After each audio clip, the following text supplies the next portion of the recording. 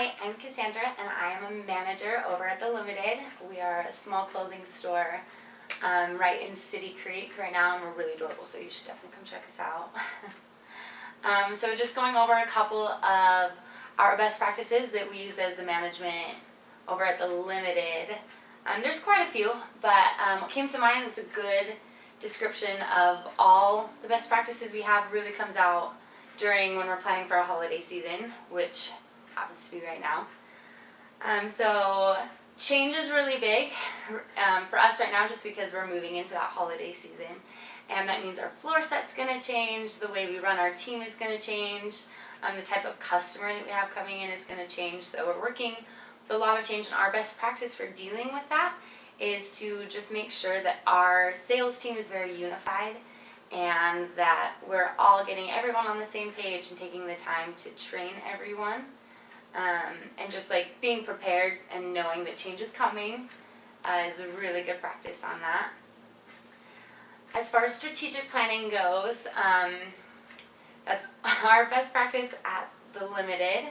I have a binder actually, and this, I wish I would have brought it with me, but anyways, this binder that I have, it keeps everything together for me. And we start out the very first page that we have lays out a plan of action. So that way every time I open that binder, I'm reminded of exactly what we're working towards. So that way every plan that I make, either for my day or for the week or for like the entire holiday season, I can know exactly what my main goal should be at the beginning.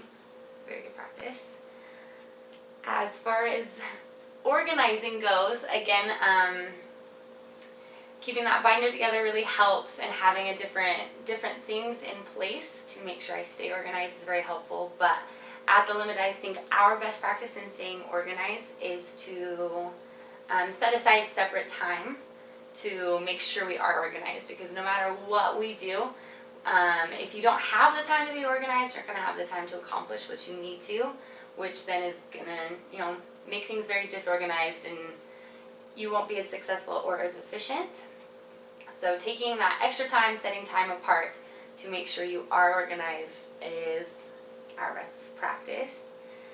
And then as a leadership team, the best practice I've found that we use at The Limited is that we sit down and we have meetings. So as a leader on that team, it's very important to make sure that I explain what I think our best plan of action should be and where I think we're going with things, and then listening to what the other members of management also have to say. That way we're all on the same page, we're all working towards the same thing, and it's going to make like our holiday season coming up that much easier, because we're not going to have to work with confusion between like what we should be working on or not.